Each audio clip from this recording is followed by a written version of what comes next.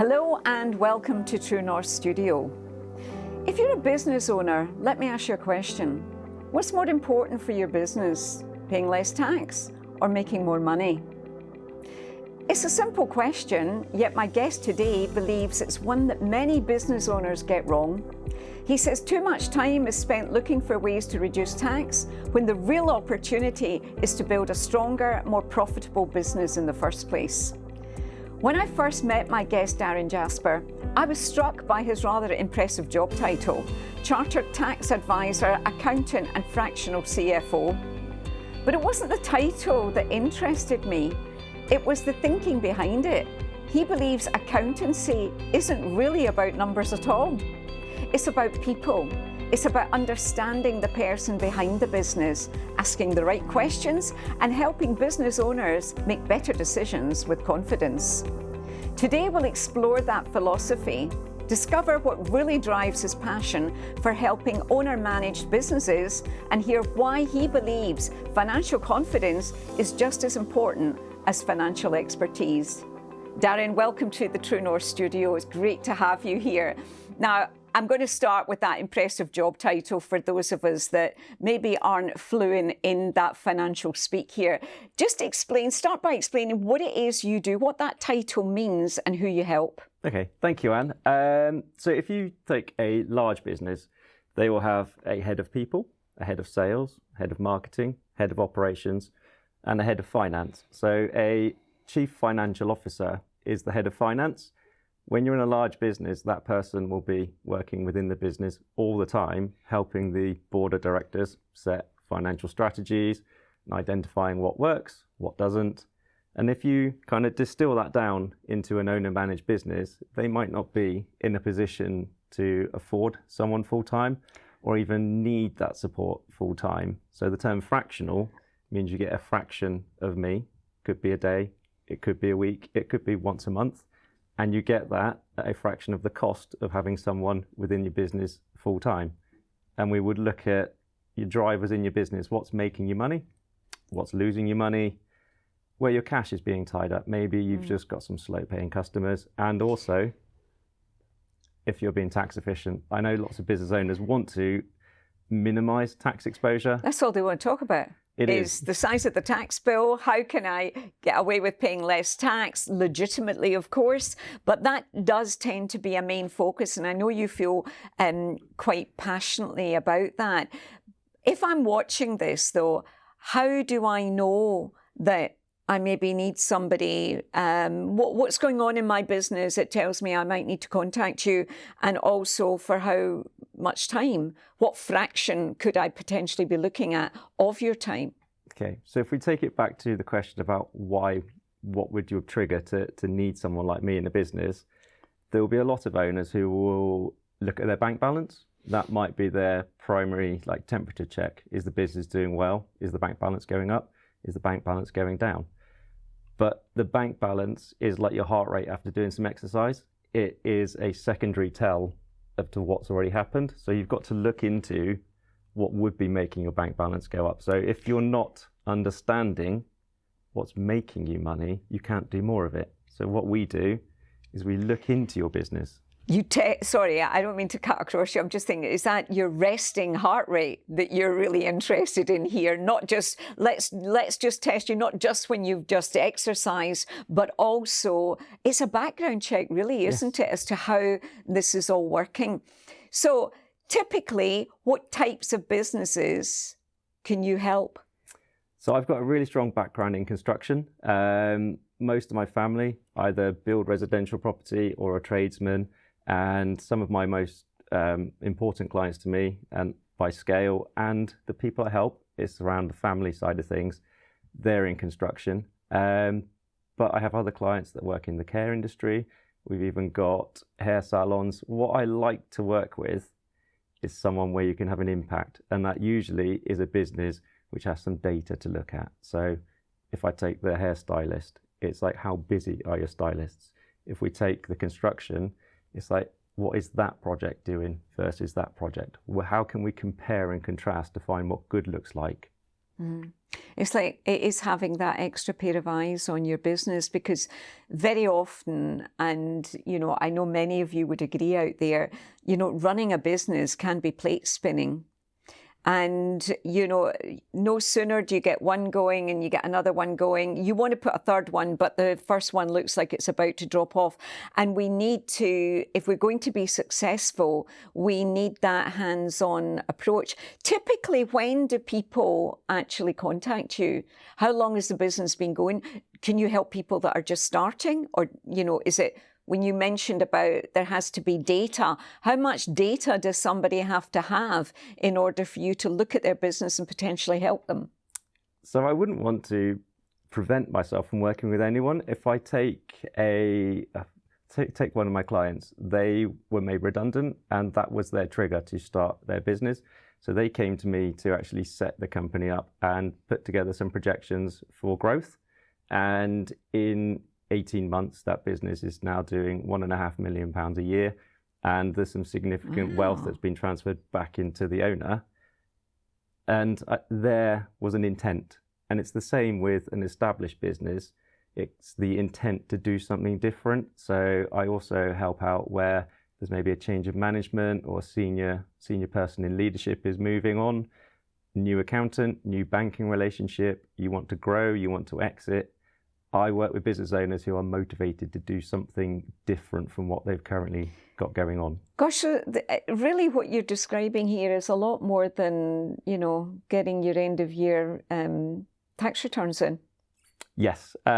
Sometimes I don't even disrupt the relationship with your own accountant. I will sit there between your accountant or auditors and your in-house bookkeeper, and I'll work alongside you as management to translate what your accountant is saying, to tie it in a bow and make a nice set of management accounts that you can understand from your own numbers. So I work with you far more regularly than your year-end compliance. And I think the key word there is understand, because very often when we're spinning all those plates in business, the more we can delegate and put off to somebody else, the theory is the easier our life is going to be. And it's good to have the experts, but it's also good to have an understanding. It helps you, even if you've still got somebody helping you, to understand your own business, where the profit and loss is. And there's a lot more to it than just, those spreadsheets at the end of the day. I love what you said about, it's not just about numbers. I mean, come on. It's like we should be thinking everything you do is about numbers. What do you exactly mean by that, Darren? Numbers are very important to business. And if someone says that they're not a numbers person, I would challenge that. You do need some level of financial literacy to be running your business. But I'm the data guy. So if you leave it to me to dig into the weeds, and then if you're not a numbers person, it might be we show you a graph or a trend line, and we break down what could be some quite complex numbers into something more pictorial. If a line's going up, something's going well. If a line's going down, maybe it needs attention. So what I do is I translate a lot of the numbers, which might not be your strong suit, into something that you can digest and understand, so then you can have an impact on the business by making a decision at the right time. So how does this all work then?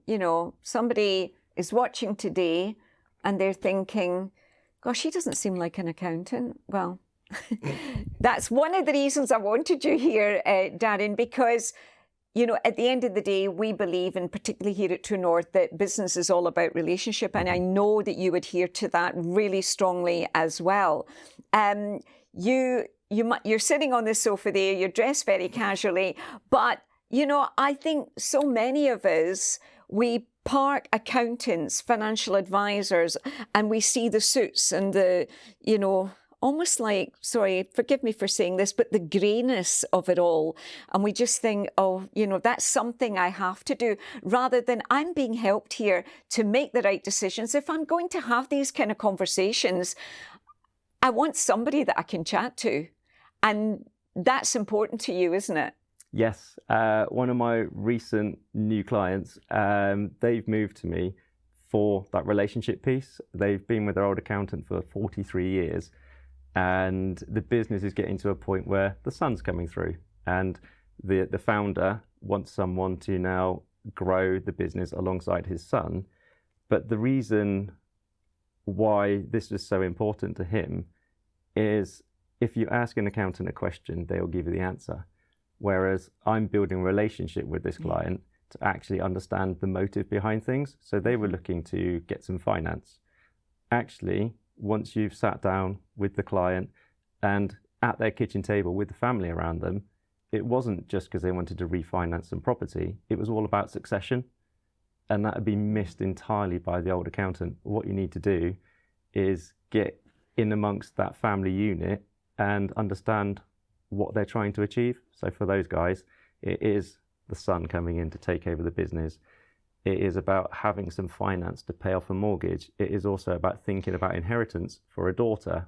And it is the family unit that I find is most important to me. Is there a bit of a crossover then between what a financial advisor would do then and what you do, or is this completely different?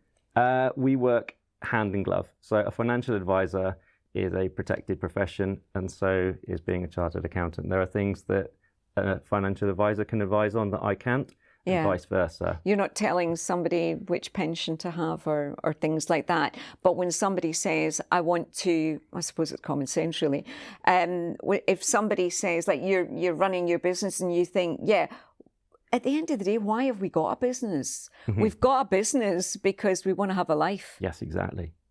Your business, and I run the same sort of philosophy for myself, is I work to live, I don't live to work. And if I go back to my childhood, my dad was self-employed, ran his own construction company. I never saw a lot of him because he was living to work. And I want to be able to give other business owners either a level of financial freedom or reduce some of that admin burden so that they can spend time with their families. Have more time. Yeah. Yeah. And you know, that first and foremost, and we're just going to delve into a little bit about that, what that was like, because we all know that, you know, people buy people first, and then anything else they've got for sale, they're going to buy second. We've all heard that a million times before. And that goes right across all businesses. And what we do here at trueNorth is we're wanting to find the person behind the business, because people will be at home thinking, gosh, that was me, or he understands my background, or he gets me. And they resonate with the fact that, you know, an accountant may be in a suit, and that's no disrespect to anybody out there, but maybe, you know, it's just that's what they do. But it's what we're trying to do here is get a peek behind the curtain, as it were, in terms of who you are, because you've got a really fascinating story in terms of your background, what your dad was doing. Let's go back there to the journey that actually brought you to what is often being referred to as the non-accountant accountant. So let's take that journey and let's talk about what you wanted to do when you were growing up, where your focus was, and what life was like that brought you here. Yeah, as a son of someone who was running a business, like I said, your dad was always busy, and he was not, so he was a builder, he wasn't as financially literate, and I was helping him at the year end. So once I went through school, found out I was pretty good at maths, so I was Christmas time helping my dad do his tax return, putting his numbers together. Sorry to cut in, did he want you to come into the construction business? Was he, or the building, whatever he was doing, did he kind of take that for granted that you would? Well, when I was younger, that's what work experience was when I was at school. I'm very hands-on on the tools. I've helped build the family homes. So that's why I'm very much passionate about construction, because it's something that I know and understand. But from looking at it as a child of an entrepreneur, there are only so many burners that you can turn on. And when you've got financial worries, and it's quite a responsibility, even myself being the main breadwinner, being self-employed. So actually eventually the marriage broke down because my dad was not being present as a husband or as my dad. So often. Yeah, it does. So that's one of my key drivers. My kids are very important to me. The school runs are in my calendar. I make no apologies for that. Like, they are a key priority. And then if I fast forward to a few more years, my stepdad was also in business, and he was reliant on his business partner's wife for doing the accounts, and he kind of outsourced the thinking. And I don't believe that you can be in business and not know your numbers. And what happened with my stepdad, unfortunately, was his business partner, their other business was struggling, and the money, instead of going to HMRC, was going into another bank account, and my stepdad got left with a personal guarantee of quite a large debt. So I want to help other business owners understand their business so that doesn't happen, but then give them some time or financial freedom back, because like family means a lot to me. It's like, you know, at the end of the day, we can all pay to get in a taxi or an Uber to get somewhere, but at some point it's actually quite good to take driving lessons and be able to drive yourself. So just thinking about that there, because that's a little bit what it's like. It doesn't mean you'll never take an Uber or you'll never get a cab for whatever reason. You're on a night out or whatever. But what it does do is give you that understanding of your own business. So you're actually, you're not just teaching people to be reliant on you. You're giving them, you know, it's like getting on the bike with the stabilizers and sending them off, and eventually those stabilizers will come off. Maybe you'll put them on once a year or whatever. But is that a fair analysis of what it is you do? Yes, yeah, and that kind of segues into some of the work that I want to do with smaller business, and it is about giving them those skills. There's a financial audit that's inbuilt where we will take those workings that I do with some larger clients, but break that down into a product where we can have a snapshot at your business and look at what's working and what's not, and then run through a boot camp for a 12-week cycle, which would be a VAT filing period, and give you those skills, those understandings, so that you could look into your business and go, oh, that's not working. That's done really well. Let's do that again. I want to talk to my accountant about that. Like, I want to be able to teach a man to fish to feed himself. I don't want all my clients to have to need me all of the time. I want to give them the skills. Because one of the reasons that you have gone into business for yourself is to free up more time with your own family. Yes. And, you know, that's the motivation behind it. But also, that's what you do well, and that will enable, perhaps you're watching, and when I was just going to say enable you, if you are a small business, maybe you've just started, maybe you've been going quite some time now, and you test the temperature of how well your business is doing by the bank statement, by the bank balance, by what's that number at the bottom. Whereas maybe that number at the bottom of the bank balance or your bank statement could change slightly if you were doing some of those outgoings or, you know, payments into the bank account would change. You don't know how to do that, but this is where Darren would come in, because you, in effect, sorry, I'm full of analogies here, you, in effect, are looking at that bank statement saying, well, you've got this coming in, why not do this with that? You've got all of this going out, maybe there's a better way of doing things. So you're actually managing that bottom line figure. Would that be fair to say? I'm quite proud of that. No, it's like, repeat that back to me. That's very fair. It's a complex subject, isn't it? Yes, because there's more than one component to a business, and your turnover, your sales, after some costs, will give you a profit. But your profit doesn't equal cash. You've still got to wait for customers to pay you. You've got to pay suppliers. You might have been buying stock. So we look at all the component parts of profit, your balance sheet, and then cash flow is essentially how the two tie up. And what we want to do is free up cash. You might not need to be any more profitable just to free up some extra cash to pay for yourself to go on holiday. There's lots of things you can do. I mean, how good would that be if you didn't have to be busier, if you didn't have to actually be bringing in more money to make the most of what you've already got currently in your business? And that is where perhaps having a chat and looking into what Darren does could help your business.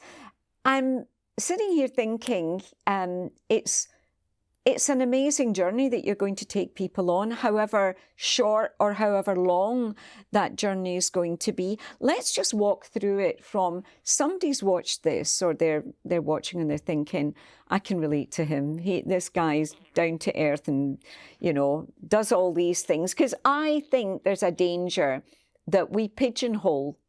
You know, that's what the accountant does. And we're not, the ones that are doing the pigeonholing, we're not the accountants. But we have got it in our head. That's what they do.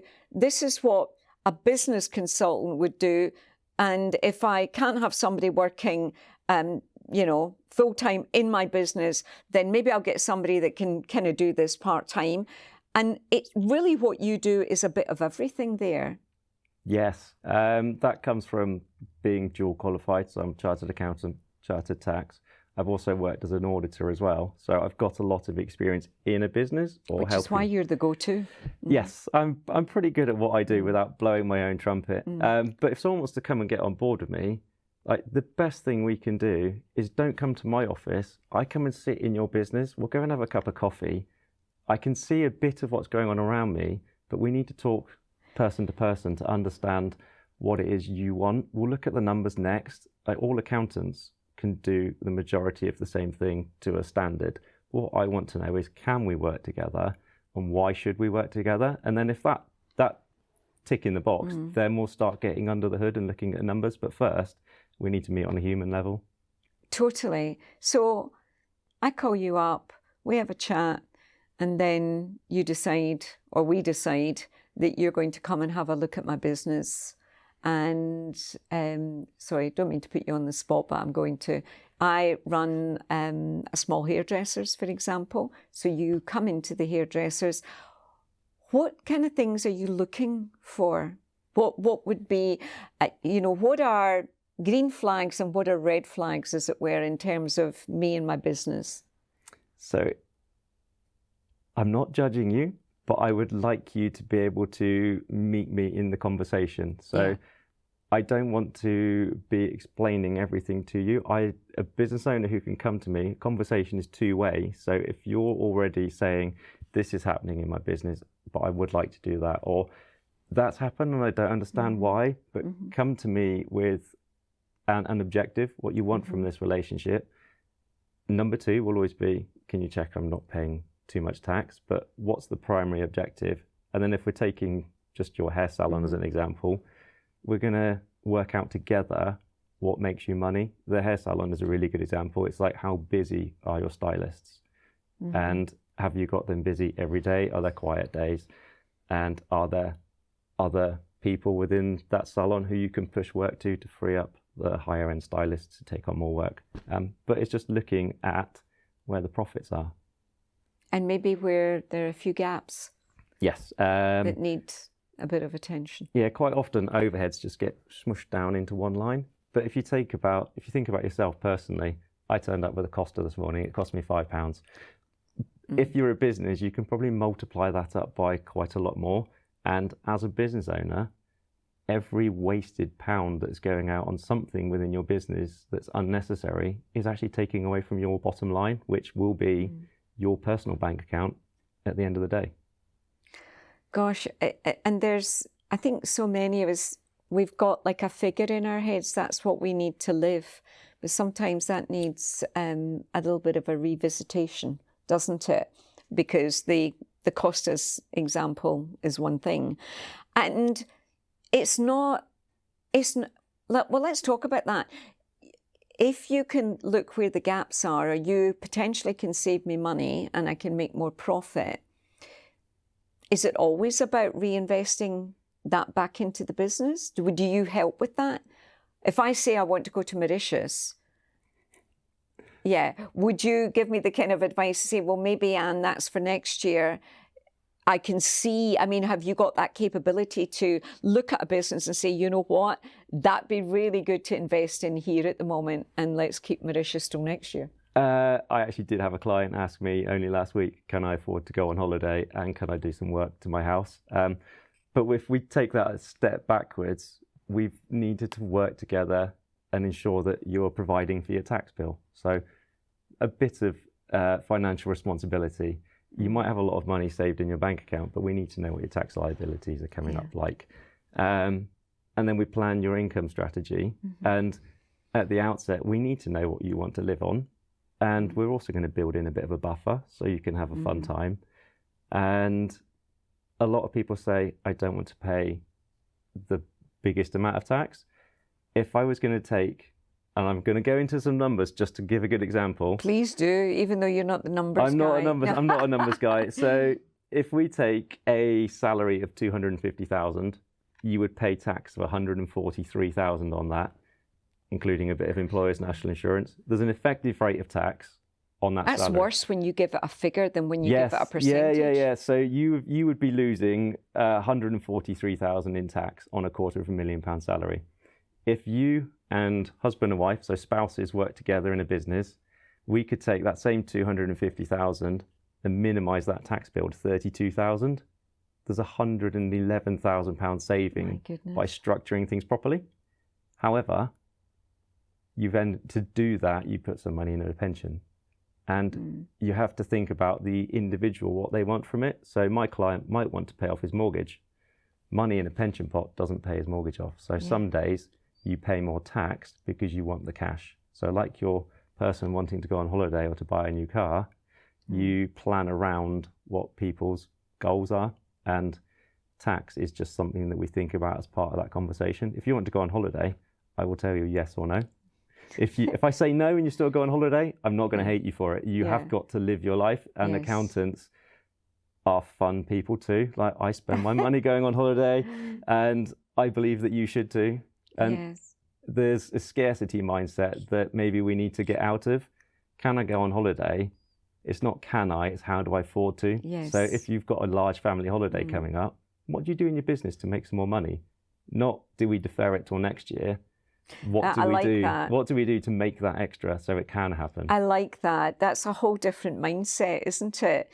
It's not, okay, how long do I have to wait? No, so it's what like, do I do? I want to go away at Christmas. What needs to happen in the next 6, 7, 8 months or whatever in order for me to book that holiday, go away and enjoy it? 100%.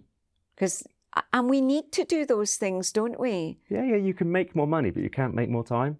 So see, I don't know if that's just me, maybe it's you at home as well, where we think about, I don't mean accountants wagging fingers at you, but do you know what I mean? In a way, yes. It's like, don't do this, you must do that, you can't do this. And then because you say, and that's absolutely key, that we've got to live a life, we've got to live our lives at the moment, then the guilt comes in, because when either the rest of the family are on our case saying, no, we really do need a holiday now, and you take the time out or whatever, there's the, oh gosh, what's the accountant going to say and all the rest of it. And at the end of the day, you said it yourself, it is not about living to work. No, we are not the fun police at all. If you tell me... The fun police. If you tell... Well, accountants have a really bad rep. It's like anywhere in business, they go, oh, if we're going to do something, we'll run it past the accountant first. Oh, no, it's like... No, they'll tell us no. Why do we think like that? We just think, well, it's going to be a big no, because they are the fun police. But there is so much opportunity in business that if you open your eyes and change the question, then you will find a way of achieving it. So if you want to pay off your mortgage, cool. So you need £250,000. How long are we going to do that for? And what do we need to do in your business? Is it another salesperson? How do we grow you to get that money? It's not about, do we save money on marketing, or do I not pay an accountant? Do I get someone cheaper? No, what it is you invest. If you want to do more in business or in your personal life, you generally have to pay a bit more. You invest to grow. Do not look at business as what can I cut out to save money. It's like, what do I invest to grow? Yeah. And the other thing as well is a lot of the planning, whether it's with a financial planner or with a bit of business planning and tax advice and everything that you have to offer, we're doing that in a linear way. We're doing it, it's almost, but you have to. It's like, okay, assuming this and assuming that and the next thing, and we plan this linear journey. But yet life isn't like that. All sorts of things can happen along the way. So maybe you could just talk a little bit about what are some of the bumps along the road that we might think everything was going fine, but now this has happened. Everything's going fine, but now that's happened, and how you can help with that. I could be honest, I could talk about my own business. Well, please, that would be really useful, Darren. One of the major bumps for me is something called runway. So that is knowing what work you've got ahead. And you might have large contracts with certain businesses and they have a time span on them. So we could look at your client mix and see if you're overly reliant on one or two different customers. And do you then increase your marketing? Do you do something more to reduce your reliance, or do you just home in on that relationship to make sure that that work is there for longer? Costs, they happen. If I take my construction background again, it could be in a positive light that you've just won a very lucrative contract and you've got to invest in costs up front and you know that the income will come in time. So to be able to deliver that contract, where do we find the extra funding? So that speed bump is coming at you and there's going to be some good profit afterwards. So do we put together some forecasts to identify when that cash gets tight? And then are we looking at like a corporate credit card, or are we going to the bank for an overdraft, just some short-term lending to ensure that you can overcome that bump and then sail onwards after that? It's far, far more than your tax return at the end of the day. And I can see why. Remind us of that title again for those of us that don't have the financial speak. It's the Chartered Accountant, Chartered Tax Advisor, Chartered Tax Advisor, and Accountant, and the fractional, whatever it is. Yeah, so if we can't get you in fractional 24/7. Fractional CFO is part of me in your business, helping you with your financial strategy. The chartered accountant piece means I help you work with your accountant, or I can do your accounts. And the chartered tax advisor piece is we're making sure that you are, I would call it tax optimized. Acknowledge that you're going to be paying tax, but I want you to pay more tax. This might sound really controversial, but pay more tax. You're earning more money. Yes, exactly. Pay more tax, but at a lower rate. I'll ensure that it's probably I'm sure it is at the lowest rate possible. But you want to pay more tax? Tax is a byproduct of success. If you're not paying tax, you're not making money. No. And we could take that right the way down to paying no tax at all. Well, chances are you're unemployed.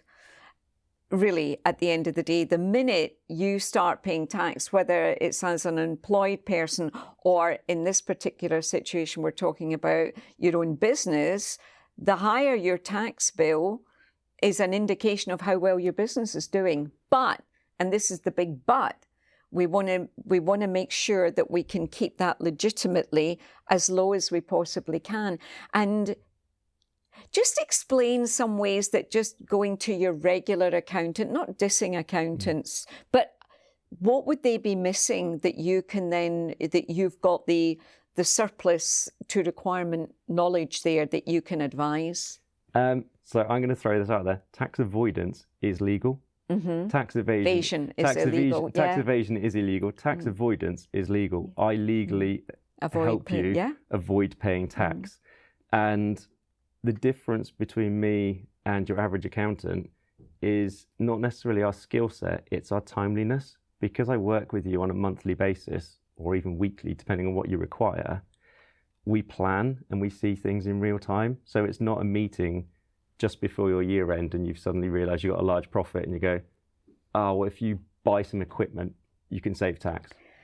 What we're going That's often the way, isn't it? Yes. Whereas we start the year with a vision of what you're going to make. So a pension is a really good way of saving tax. And we'll get that in place over time. Dividends, that is the most tax efficient way to take money out of your business, but you can't declare them after your year has happened. So we look at taking them in the year. Little perks. Took my wife away to a spa day for Christmas. and that's our Christmas party. But because I know the rules, because I know the rules, the company paid for it. We recovered the VAT, and it's tax deductible in the business. If I paid for it out of my own bank account, it would have cost me nearly twice as much once I'd paid the tax and not been able to recover other elements. And here's another thing. You may well be thinking at the moment, well, I've got an accountant and he's been the family accountant for years and years, and I'm really happy with what he or she does, and it's all going swimmingly. But you're resonating with this because you don't have these kind of conversations, that you've never really spoken about, the long-term management of money, the mid-term and the short-term. Surely it's got to be worth having this conversation with Darren just to see where you're at, to see, do you need somebody like Darren in your business, having a look to see what can be done? If something can be done, how often does it need to be done? How big a job is it? You'll never know the answer to any of those questions if you don't get in touch. So I can't believe where the time's going, but just again, remind us what happens. So I've watched this, I get in touch with you, take us through the steps, and maybe give us some client stories of what people have said at the end, where they were, and how they really felt they benefited. If I give you two contrasting clients, if we go back to the person who came to me because they were starting out from scratch, and we helped them build their plan so that they could get finance in place, they could recruit staff, and they've now got to a point in 2 years where we meet every month, we go through their numbers and we see peaks and troughs, and if we see a trough, we figure out what's happened. And the owner makes changes on the fly on a monthly or 8-weekly basis to ensure that they remain profitable. And their main driver, like I said, was paying their mortgage off. So they know what their profit has got to be. And we have some tricky conversations around staffing as to what's needed to ensure that they, as the business owner, get what they want from their business. And that's like my core, those owner managed people. If you go to the other side, I do work with some larger corporates, and I've helped. And that's been very much your background as well. Owner managed business is my bread and butter. But I can also work with, say, a business that's doing 15 million and their founder exited and they needed someone with financial expertise. So I came in and facilitated the handover. We wrote down the processes for the business. I helped them change their accounting system, and I'm now part of their financial governance. We meet monthly with their board reports, and we set strategy for what's happening for 3 months and out to 18 months to 2 years, and helping a business of 75 employees retain profit and grow. Wow. I mean, there must be a tremendous sense of relief when, you walk into a business and there's a lot of work to be done. What I mean, on an emotional level, if I've got a small business, what are some of the comments that people and stories that they've said? How do they feel after working with you, Darren? I wouldn't say it's a sense of relief. It's usually a sense of excitement. Oh, right. Okay. Yeah, there's another one that's come across recently, and I'm told them within like the second meeting, the response was, "You've told me so much more about my business in this hour than I was ever told by my previous accountant." And now there's an excitement to keep moving forward because they understand their business. So they are like, okay, so if I do this, I'm going to make more money. Or if I'm making more money, we do this to pay less tax. It is a business project, really, that people are embarking on here. It's not just about paying more or less tax. It's a business project. It's looking at, where you want your business to go. And not only that, it probably goes back to, why we're working in the first place. Those goals, they could be, the kind of retirement that you want to, when, even the timing of your retirement, to paying the mortgage off, to getting the kids through university or college or whatever. It's all of those things that the business is financing your life. Yes. That's the whole point. That's you've absolutely hammered it there. Your business has to serve you. So we understand why, what is your why, what's driving you, and then we just make it happen. And it is a project. Like, people come to me who are motivated. They're motivated to do something different, to do better. And I'm just their teammate, their confidant, their ear, their little nudge of accountability to help them make it happen. Again, you know, it is incredible, the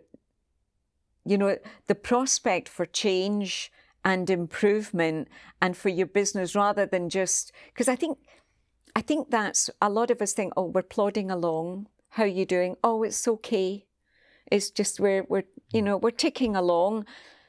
It doesn't have Do you to want be. your business to be ticking along? You know, ticking along.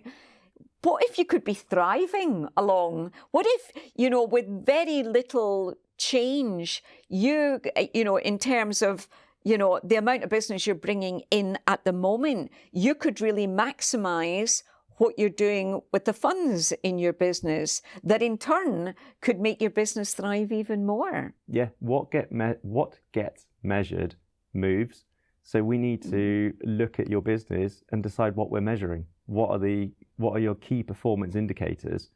And instead of waiting to a year end to see a profit, it could be that we're looking every month at sales by channel, sales by location, because now you're starting to monitor them. It becomes a game. You want to beat last month, and then the profit comes at the bottom as a byproduct of you beating other numbers further up the food chain. But the key is here, this is doable. Yes. This isn't, I don't have to be sitting there with huge amounts of surplus income, etc., to get going with this, because at the very, very least, we can make the call to find out if we can do anything. And that's where it starts. I would be amiss if I didn't address the elephant in the room, and that is AI. When everybody says, oh, yeah, well, accountants, etc., they're all on borrowed time because AI is going to replace all this. And, let's just talk a little bit about that. Yeah, I like what you say about AI. Talk a little bit about your take on this. Yeah, so I can't take credit for the phrase, but AI stands for average intelligence. And I like it. I don't want that to dismiss AI. I want you to use AI to upskill your own financial literacy to a level of average. Because if you are unaware of what's going on, ask questions of AI. I wouldn't suggest putting your numbers in there because they get shared elsewhere. But start having a conversation with AI to upskill yourself, because then when you go to your accountant, you're having a much more valuable conversation. It becomes two-way. I'm all for the analogy. It's a little bit like if you have cleaners coming into your home and you want a really, spick and span job. Maybe it's a good idea to make the bed before they come. Maybe it's a good idea to pick up some of those clothes and hang them up in the wardrobe, because the more you've done, if they're coming into you for 2-3 hours, an hour and a half, whatever, you are going to get more from them when you've already done a little bit of the work yourself. Yes, definitely. And even if it's not to do with financial understanding, when you're doing your bookkeeping, please don't sit there typing up invoices. AI can read your information and it can pre-populate cells. Like, use it to save your time, or use it to provide you some extra insights so that you're paying your accountant for value. You're not paying them for hours. And that does make a huge amount of sense. Again, it goes down to get the most out of, you do what you can do for your business in terms of using AI and all the rest of it. And then what you can't do, that's where you come in. Yeah. Because you don't know what you don't know. Yeah. And when you speak to your accountant, we should be adding value. We should be giving you support. Sometimes it might just be reassurance. Running a business can be a lonely place, and you might already know the answers, but you just need the confidence to go ahead and do it. And that is where a good accountant who has understood you will be able to just give you that little bit of guidance. We'll be able to give you that push. We'll be able, well, not that push is probably the wrong word, is the guidance, isn't it? It's about the hand-holding. It's like I said a moment ago, Darren, we don't know what we don't know, but we probably do know a little bit about what we should know, if that makes sense. So go and find that out, then you can maximise the conversations. I mean, I wonder, sorry, I didn't even finish that sentence there. I wonder how many accountants would enjoy their job more if they were being asked different questions as well. I love mine. So I've been an accountant for 22 years. I've been self-employed for 2 years. I've climbed the corporate ladder in 2 large practices. I was at director level on partnership projections. And actually, being high up in a large accountancy practice was not rewarding. I love my job now because I'm working with business owners. I can see tangible impacts on their personal wealth.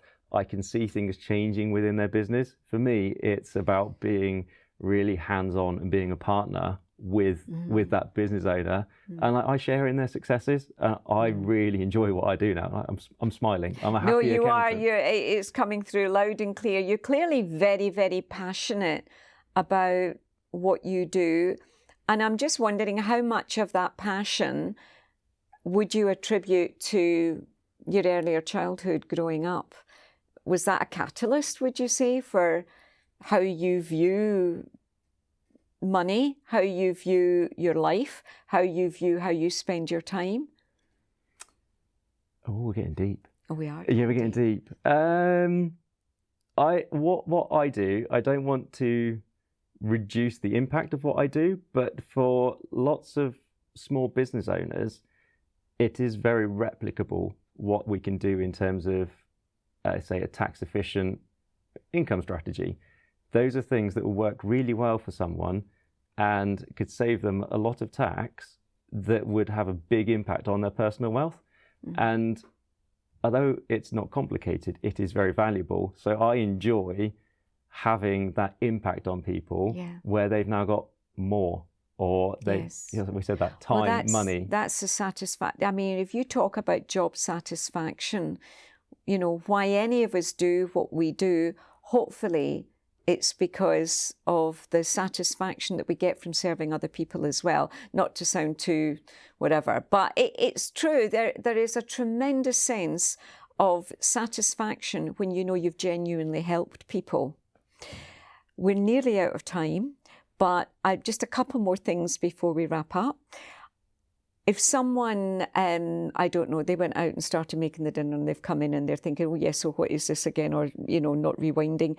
What would you say in terms of what's the typical business you can help? And I know that you can spread the net quite wide here, but I just want to double down on the fact if people are thinking you're talking multi-million corporations here, that's not what we're talking about. We're talking about owner-managed businesses. Yeah. So a good starting point is profitable, because then we've got things that we're playing with, something that's got cash flow, that's got a profit. And if you're doing 500,000 turnover, that's a good starting point for a husband and wife to take a good level of income out of that and be happy and start putting away for retirement.